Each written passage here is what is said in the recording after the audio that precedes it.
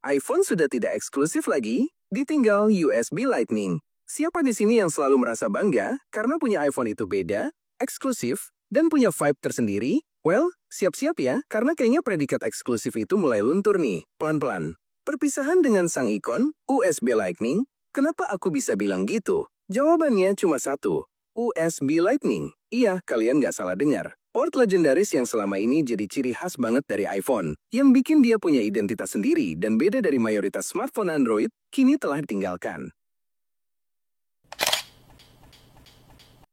Coba deh kalian bayangin, selama ini, kalau lagi nongkrong bareng teman-teman, terus ada yang butuh charger, pasti langsung kedengeran pertanyaan, ada charger iPhone nggak? Atau, punya kabel Type-C nggak? Nah, perbedaan port ini, yang secara nggak langsung menciptakan eksklusivitas itu, punya iPhone berarti punya kabel khusus, punya ekosistem sendiri, yang bikin kalian merasa jadi bagian dari kasta yang berbeda. Ibaratnya kayak punya kunci rumah yang cuma bisa dipakai di rumah sendiri, beda sama kunci kosan yang bisa dipakai siapa aja.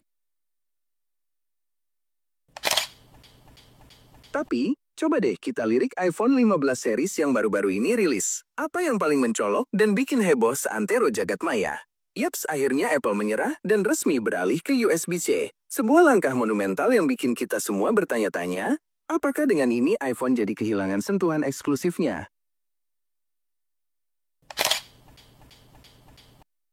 Dulu, Lightning itu ibarat sidik jari iPhone, cuma dia yang punya. Dirilis pertama kali pada tahun 2012 bersamaan dengan iPhone 5, Lightning ini jadi pengganti dock connector 30 pin yang lebih besar dan bulky-nya. Lightning hadir dengan desain yang lebih ramping, bisa dicolok bolak-balik, ini inovasi banget waktu itu, dan punya transfer data yang lebih cepat. Kehadiran Lightning ini nggak cuma soal desain atau kecepatan, gengs. Ini juga jadi strategi Apple untuk punya kontrol penuh atas ekosistem aksesorisnya. Mau beli kabel, charger, adapter, pokoknya yang berhubungan sama iPhone, sebisa mungkin harus yang punya sertifikasi Made for iPhone.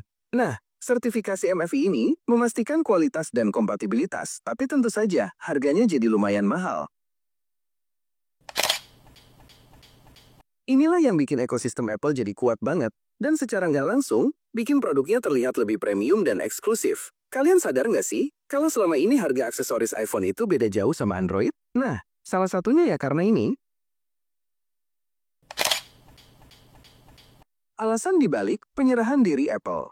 Antara kebutuhan dan regulasi, tapi di sisi lain, bayangin deh ribetnya kita. Kita punya tablet Android yang pakai USB-C, laptop Windows juga pakai USB-C, earbud pakai USB-C, iPhone kita masih pakai Lightning. Bawa kabelnya jadi banyak banget kan? Belum lagi kalau lagi darurat terus butuh charger, cuma punya kabel Type-C doang, ya gigit jari deh. Nah disinilah USB-C jadi penyelamat, satu kabel bisa buat semua.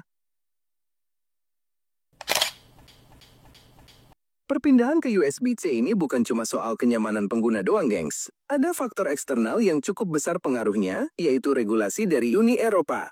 Mereka secara tegas mewajibkan semua perangkat elektronik yang dijual di wilayahnya, termasuk smartphone, untuk menggunakan port USB-C demi standarisasi dan mengurangi limbah elektronik. Apple sempat ngotot dengan Lightning-nya, tapi akhirnya harus tunduk pada peraturan ini. Kalau nggak, ya iPhone nggak bisa dijual di Uni Eropa. Berat juga kan? Dampak pergeseran port, kehilangan identitas, atau langkah maju. Jadi dengan pindahnya iPhone ke USB-C, artinya dia jadi lebih sama dengan banyak perangkat lain di pasaran. Kalau dulu nge-charge iPhone tuh butuh kabel khusus yang kadang bikin kita mikir 2 kali buat minjemin ke temen, sekarang udah bisa pinjem punya temen yang Android atau laptop. Nggak perlu lagi pusing nyari kabel Lightning atau adapter tambahan. Lalu, apa dampaknya secara lebih luas? 1. Kemudahan pengguna. Ini yang paling jelas. Sekarang, kita cukup bawa satu jenis kabel aja buat charger iPhone, tablet, laptop, sampai powerbank. Hidup jadi lebih praktis, dan tas jadi lebih ringan. 2. Pilihan aksesoris lebih luas. Dengan USB-C yang jadi standar universal, pilihan aksesoris berkualitas tinggi dan terjangkau jadi jauh lebih banyak. Kita nggak lagi terbatas sama aksesoris MFI yang harganya bikin dompet menangis. Ini bisa jadi angin segar buat para pengguna yang ingin berhemat, tapi tetap mendapatkan kualitas. 3.